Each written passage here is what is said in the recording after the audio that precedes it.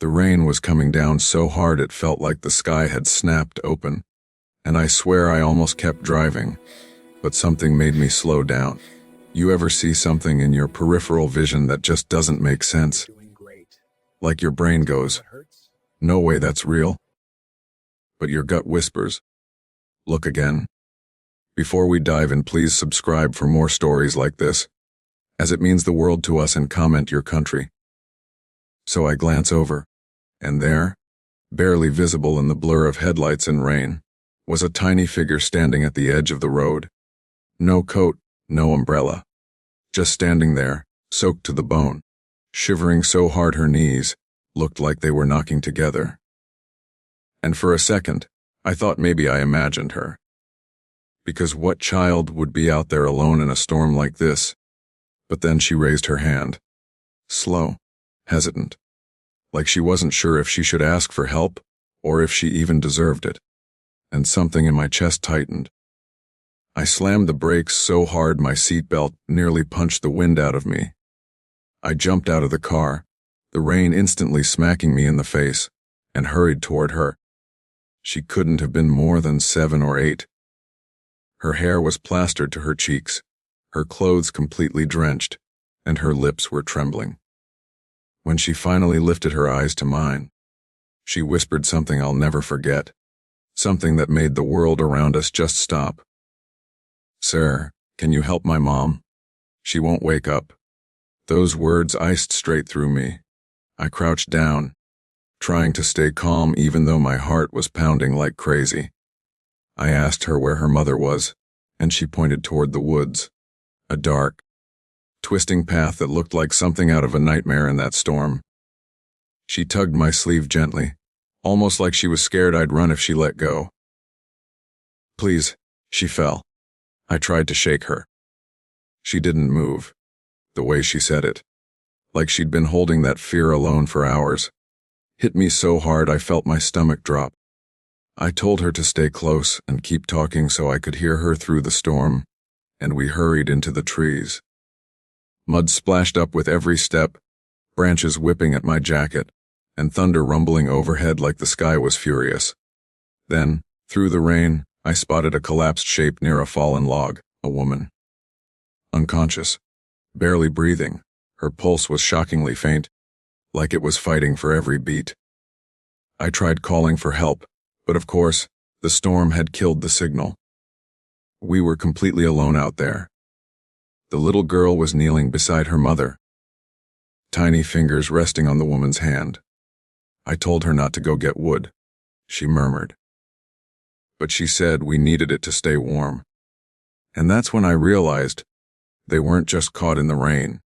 They were living out here, surviving, barely. And something inside me hardened. That kind of quiet desperation shouldn't exist right in the middle of a town full of people who had no idea. I lifted the woman carefully, carrying her against my chest as the girl stayed glued to my side, terrified to lose sight of either of us. By the time we reached the car, my clothes were drenched and heavy, and my hands were shaking from the cold.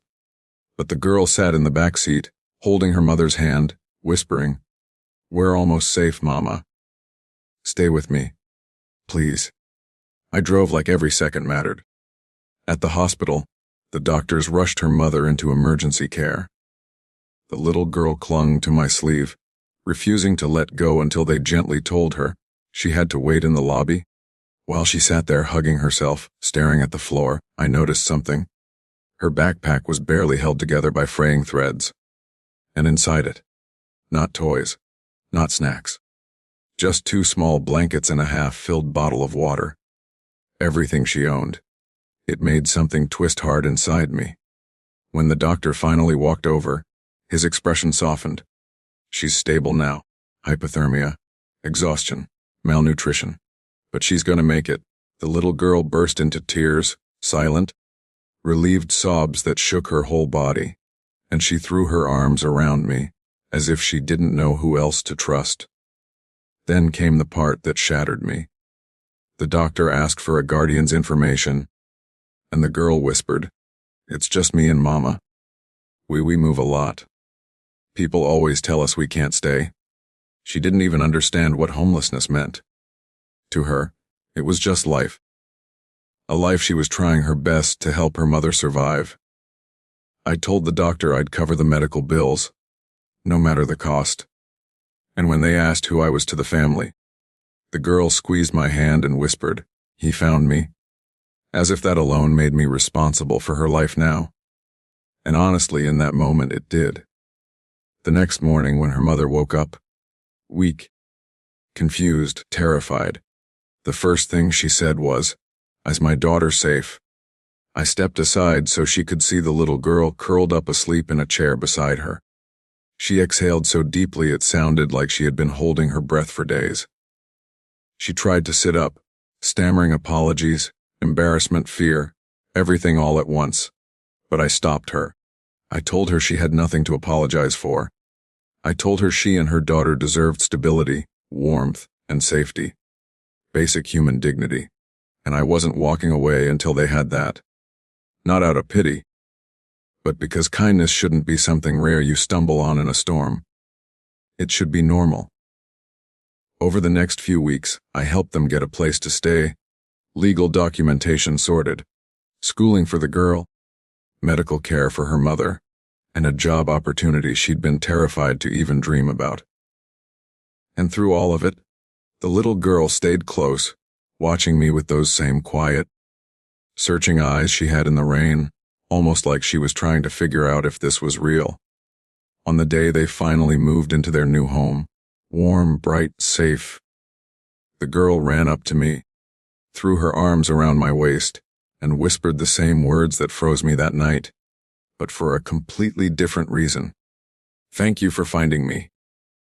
And you know what? I realized something. Sometimes you think you're the one rescuing someone, but sometimes they rescue you right back. If you enjoyed this story, hit that like button, subscribe for more, and drop your country in the comments so we can see where our family is growing. Until next time, take care and stay kind.